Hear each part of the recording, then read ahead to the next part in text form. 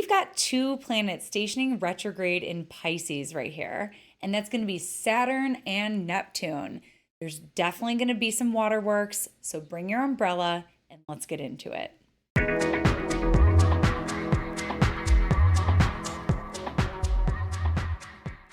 So first, let's talk about Saturn. Saturn is going to be beginning the retrograde party by retrograding at 19 degrees and 25 minutes of Pisces on June 29th. And Saturn's going to be retrograde for a while. Saturn stays retrograde for about 4.5 months. So we're going to see Saturn retrograding all the way back to 12 degrees Pisces and 41 minutes. And it's going to station direct on November 15th, 2024. So anyone with planets between 12 degrees of the mutable signs and like about 20 degrees of the mutable signs, you all are going to be feeling this the most. You're going to be feeling the stationing of these planets and retrograding back and forth. So if you have planets between there, this is part 2 of your retrograde story with Saturn. So you're having some Saturn transits. You're going to want to be talking about these with your astrologer. But right now in the collective, how we might be experiencing this collectively. Saturn, when Saturn stations, my goodness, like the energy definitely drops a little bit. We're already going to be feeling this from the Saturn ruled full moon that begins on the 21st of June. We're already going to be feeling a little bit more down to earth. Our feet are grounded on the floor right now. Saturn definitely amplifies just a sense of things feeling dull or gloomy or heavy or just moving slow like molasses. And a lot of times these things just, they can feel inconvenient. They can feel like, gosh, I wish I had more energy. I need to get some stuff done. But it can also be a blessing to slow down because one of the greatest gifts that Saturn can give us is clarity, the ability to see things for what they are and how that can. Saturn is like the lord of duality, right? Like seeing things for what they are can simultaneously be a disappointment as much as it sets us free. So it can be empowering in a way to receive the Saturn message, even if it's not the news that we were hoping for. So a lot of times when Saturn stations, we're connecting with that. We're coming down to earth. We're slowing things down. We're not necessarily feeling on a high. We're not necessarily feeling cheerful, but we're slowing down enough to make important decisions or to face something or to realize something or to understand our limitations. And sometimes the limitation is external. It's just we don't have the energy today or it's raining or sorry, like we better luck next time is Saturn wisdom. But collectively, we're all experiencing Saturn in Pisces. Yes, we've been seeing a lot of naval stories, ships, submarines, rescue missions, like things like that. We're seeing a lot of stories there, orcas. But I think in the collective, another big thing that we're seeing right now is just this collective experience of pain and trauma.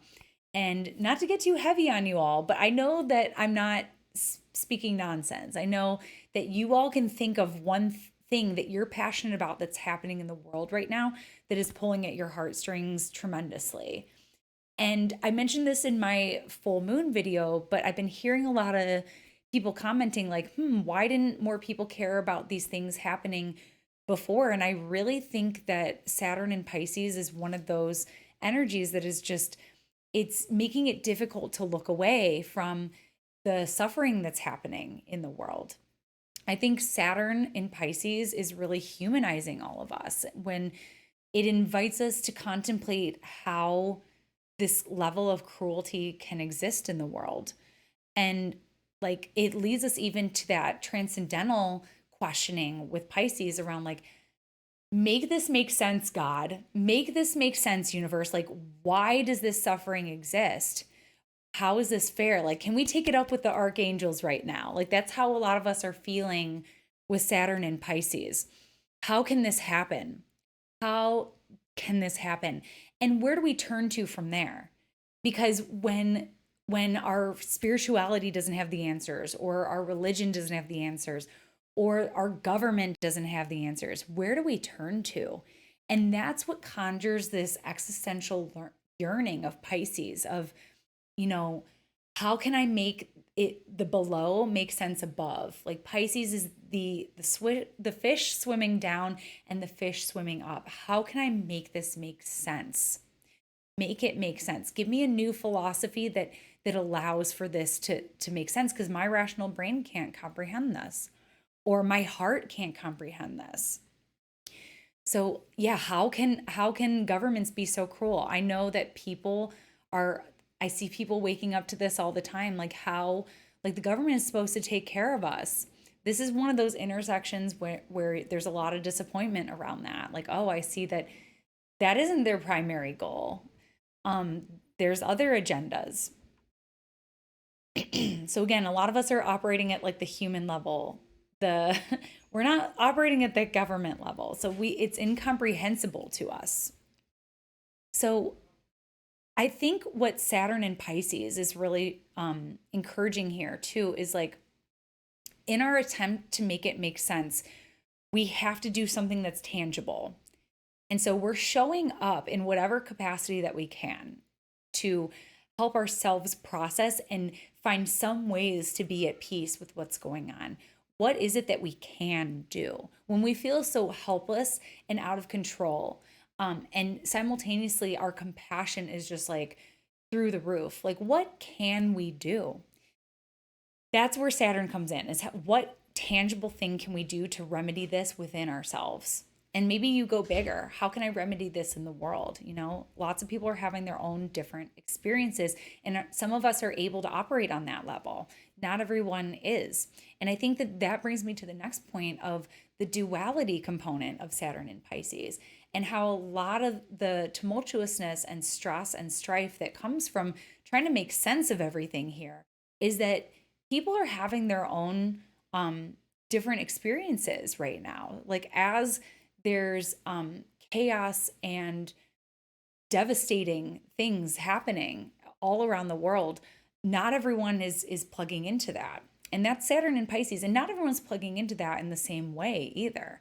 That's the important thing to remember with Saturn in Pisces, is that everyone is having their own unique human experience. And, you know, maybe it's someone's dharma to show up, and maybe someone's just not there at this point in their life. It doesn't mean that that can't change later on. But my point is that we're all having different experiences. And that's part of the difficulty of Saturn and Pisces too, is that as we try to make sense of what's going on and try to do something tangible, we're saying, why aren't more people coming with me? And yeah, so that's part of the Saturn and Pisces struggle in what I've observed. Now, part two here is Neptune. Neptune is stationing retrograde on July 2nd, so just a few days later, at 29 degrees Pisces and 55 minutes. Now, this is going to go in tandem a lot with what I was already describing with Saturn, because this is a crisis degree. 29 degrees is a crisis degree. And again, happening in Pisces, like there is something happening. So we're feeling like even more crisis around whatever it is that you're connecting with, that is making you have these big feels for what's going on collectively. Maybe this is showing up in your life too. If you have planets activated by Neptune right now, points in your chart that are activated. Now, something kind of cool about this retrograde station is that we're not going to see Neptune station retrograde in Pisces ever again in our lifetime.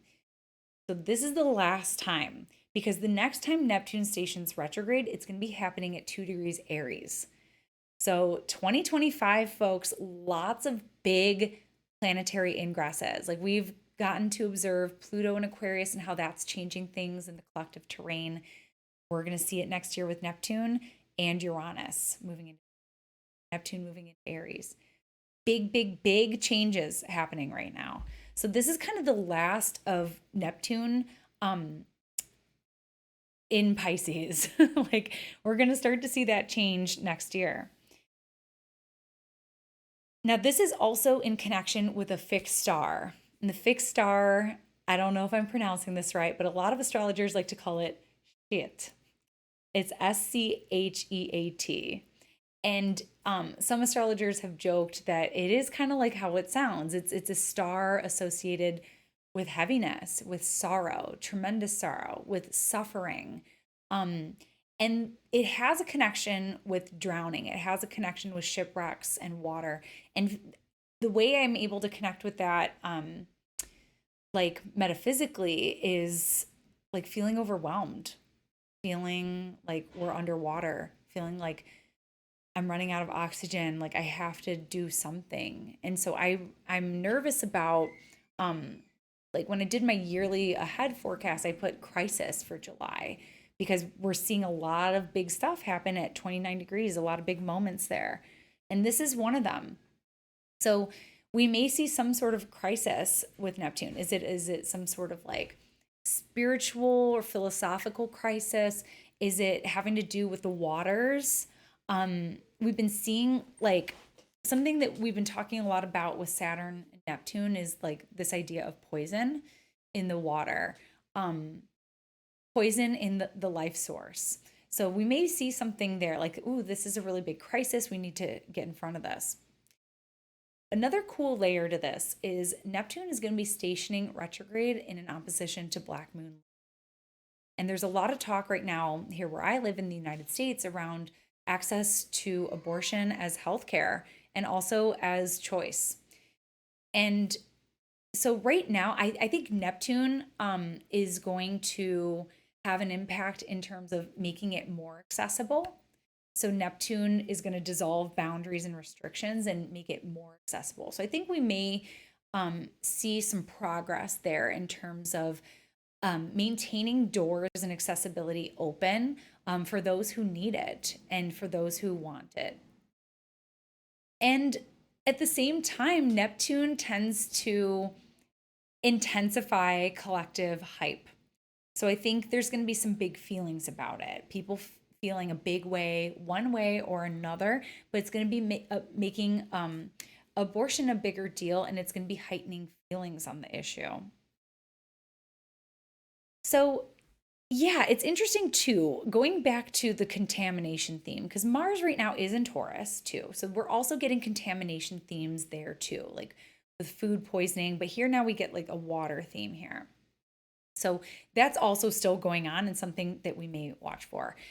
But yeah, I mean, there's just a theme right now with Saturn and Neptune stationing in Pisces around just divine anguish, divine discontent, divine just heartbreak is going on right now. So we may be collecting with that, like I said, on a global level. Maybe it's personal. Maybe Saturn and Neptune are doing something that feels very personal. Part. This is gonna be a big moment if that's you. Um, the other things that we have going on just briefly in this period is we've got a couple more harmonious aspects. We've got Mercury coming into a trine with Neptune. That's happening on the 2nd of July, as well as Venus coming into a trine with Saturn. So this is allowing us to, yeah, like again with like the support themes that I was talking about in the full moon. And um, I think the Mercury Neptune can definitely be more imaginative and bring out like a sense of longing and a sense of inspiration. Like, what can we do? Like, Neptune can be like the sense that, like, with prayer, anything is possible. With like sending out that heartfelt call to the universe, anything is possible. Mercury may help us connect with that energy.